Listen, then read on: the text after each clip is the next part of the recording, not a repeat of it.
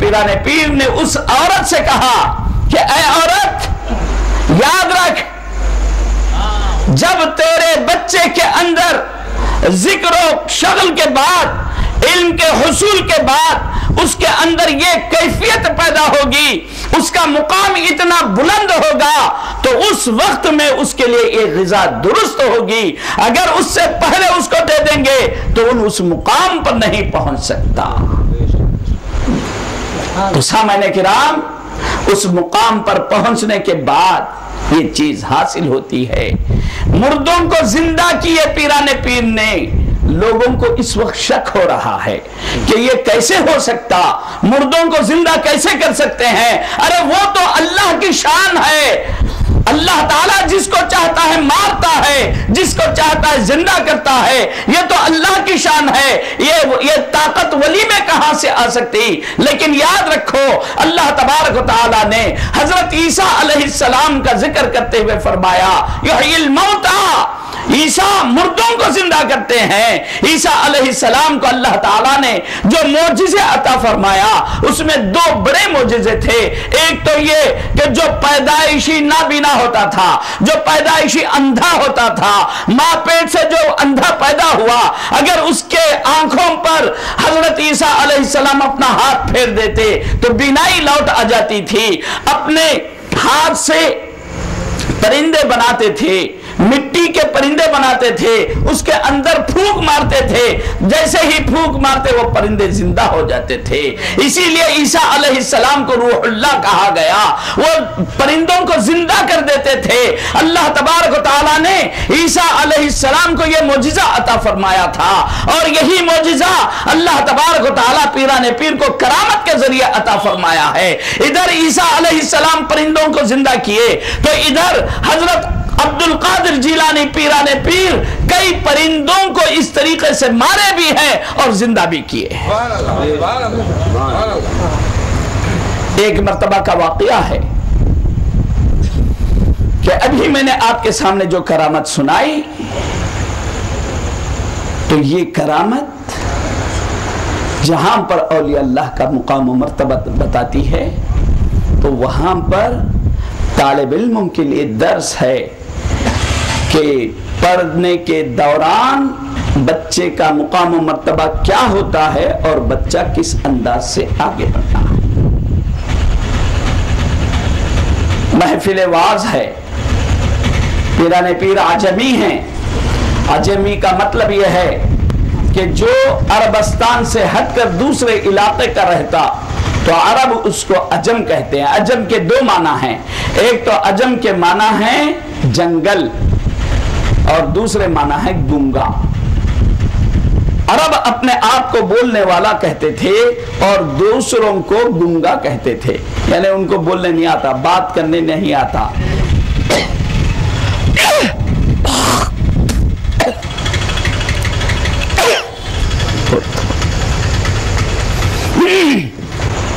عجمی تھے، بغداد میں آ کر علم فقہ، علم حدیث، علم تفسیر، علم لغت، فلسفہ، منطق، تمام چیزیں حاصل کر لیے۔ ایسے بڑے عالم بن گئے کہ اپنے وقت کے سب سے بڑے مفسر، سب سے بڑے مفتی کہلانے لگے۔ بغداد میں بہت سے علماء تھے۔ ایک آدمی ایک قسم کھا لیا اور ایک مسئلہ پیش کیا۔ قسم یہ تھی کہ میں اللہ تعالی کی ایسی عبادت کروں گا کہ اس عبادت میں کوئی اور شریک نہیں ہوگا، اگر میں ایسی عبادت نہ کروں تو میری بیوی کو طلاق۔ قسم تو کھا لیا، اب پریشان ہو گیا کہ ایسی کون سی عبادت ہے؟ اگر وہ نماز پڑھ رہا ہے، پورے بغداد والے سو رہے ہیں، ایسے وقت میں وہ نماز پڑھ رہا ہو، تو بغداد میں لوگ نماز نہیں پڑھ رہے ہوں گے، دوسرے مقام میں تو نماز پڑھتے ہیں۔ دنیا میں کوئی وقت ایسا نہیں ہے جس میں کوئی مسلمان نماز ادا نہ کر رہا ہو۔ اگر وہ درود شریف پڑھ رہا ہے تو اس وقت وہاں پر کوئی اور نہیں ہوگا، لیکن پوری دنیا میں کوئی نہ کوئی وہ عبادت میں شریک ہے۔ اگر وہ صدقہ و چھپا کر بھی دے رہا ہے تو اور بھی مقامات پر صدقہ خیرات کرنے والے ہوں گے۔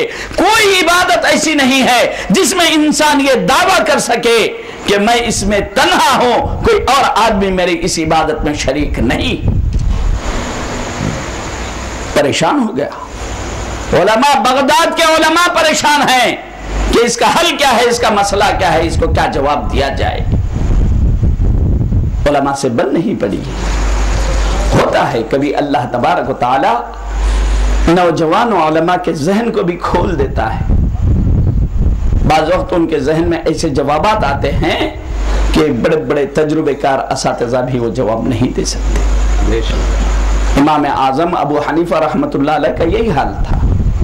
نوجوانی میں آپ ایسے ایسے جوابات دیے کہ بڑے بڑے محدثین پریشان ہو جاتے تھے۔ تو لوگوں نے کہا کہ اس کا جواب تو ہمیں سجھائی نہیں دے رہا ہے، جائیے پیران پیر سے ملیے، شاید آپ کا جواب مل جائے۔ تو غوث اعظم رحمت اللہ علیہ کے پاس وہ فتویٰ بھیجا گیا۔ پیران پیر اس فتوے کو دیکھے، فرمائے کہ یہ شخص کون ہے، ایسی قسم کھانے والا کون ہے۔ اس کو لایا گیا تو آپ نے اس کو سمجھا دیا کہ دیکھو تمہارا جواب ایک ہی ہے کہ تم یہاں سے کعبۃ اللہ کو جاؤ، تمام لوگوں کو مطاف سے طواف کرنے سے روک دو اور تم اکیلے طواف کرو۔ طواف ایک ایسی عبادت ہے جو صرف اور صرف کعبۃ اللہ میں کی جاتی ہے، دنیا کے کسی اور خطے میں طواف نہیں کیا جاتا، دنیا کے کسی اور مقام پر طواف نہیں کیا جاتا، صرف کعبۃ اللہ کا طواف وہ بھی اسی مقام پر کیا جاتا ہے۔ اگر تم اکیلے طواف کرو گے تو پھر تمہاری عبادت میں کوئی اور شریک نہیں ہوگا۔ تو اس پر وہ آدمی بھی خوش ہو گیا اور علماء کرام کو بھی معلوم ہو گیا کہ غوث اعظم علم میں کتنی پختگی رکھتے ہیں اور کتنے دور اندیش۔ تو سامعین کرام، غوث اعظم رحمت اللہ علیہ اپنے وقت کے بڑے علماء میں آپ کا شمار ہوتا تھا۔ غوث اعظم رحمت اللہ علیہ کے حالات میں دو کتابیں بہت زیادہ معروف و مشہور ہیں۔ ایک آپ ہی کے خلیفہ اور مرید کی لکھی ہوئی بہجت الاسرار، جس میں سینکڑوں کے کرامتیں غوث اعظم کے لکھے ہیں، اور دوسری ہے قلائد الجواہر۔ بہجت الاسرار میں اور قلائد الجواہر میں، دونوں کتابوں میں پیران پیر کے واعظ یعنی وعظ شروع کرنے کا طریقہ لکھے ہیں۔ جب آپ علم سے فارغ ہو گئے تو نبی کریم صلی اللہ علیہ وسلم خواب میں آئے، کہنے لگے کہ عبد القادر تم لوگوں کو رشد و ہدایت کرو، لوگوں کو رشد و ہدایت یعنی لوگوں کی اصلاح کرو، بے نمازیوں کو نماز کی طرف لاؤ، بے دینوں کو دین سکھاؤ، جو بد اعمال ہیں، بے عمل ہیں، ان کو عمل کی ترغیب دو، جو شرابی ہیں ان کو شراب سے چھٹکارا عطا فرماؤ۔ پیران پیر عرض کرنے لگے کہ یا رسول اللہ میں عجمی ہوں، ایران کا رہنے والا ہوں، میں زبان کھولوں گا تو عراقی لوگ مجھے عجمی کہیں گے۔ تو اس پر نبی کریم صلی اللہ علیہ وسلم نے فرمایا کہ عبد القادر منہ کھولو۔ عبد القادر منہ کھولے تو نبی کریم صلی اللہ علیہ وسلم اپنی زبان مبارک کو عبد القادر کے منہ میں رکھ دیا اور فرمایا چوسو۔ 7 مرتبہ نبی کریم صلی اللہ علیہ وسلم نے عبد القادر کو اپنی زبان مبارک چوسنے کا وقت عطا فرمائے۔ 7 مرتبہ عبد القادر جیلانی رسول اللہ صلی اللہ علیہ وسلم کی زبان مبارک کو چوسے۔ اس کے بعد خود بتلاتے ہیں کہ ظہر کا وقت تھا، مسجد میں لوگ اتنے جمع ہو گئے کہ میرے اندر ایک قسم کی ہیبت پیدا ہو گئی. بیان کرنا چاہ رہا ہوں لیکن ہیبت ایسی طاری تھی کہ میری زبان سے الفاظ نہیں نکل رہے تھے. کیا دیکھتا ہوں کہ میں اسی ہیبت میں ہوں کہ حضرت علی رضی اللہ تعالیٰ مجلس میں حاضر ہو گئے. شیر خدا مجلس میں حاضر ہو گئے. وہ کہہ رہے ہیں کہ عبد القادر بیان کرو. تو حضرت علی رضی اللہ تعالیٰ عنہ سے پیران پیر عرض کر رہے ہیں کہ ہیبت طاری ہے, ہیبت میں مجھے الفاظ سجائی نہیں دے رہے ہیں, الفاظ نکل نہیں رہے ہیں. تو اس پر حضرت علی رضی اللہ تعالیٰ نے فرمایا کہ اپنا منہ کھولو. کیا بات, سبحان اللہ. عبد القادر جیلانی رضی اللہ تعالیٰ عنہ اپنا منہ کھولے تو حضرت علی رضی اللہ تعالیٰ اپنی زبان مبارک منہ میں رکھا اور فرمایا چوسو.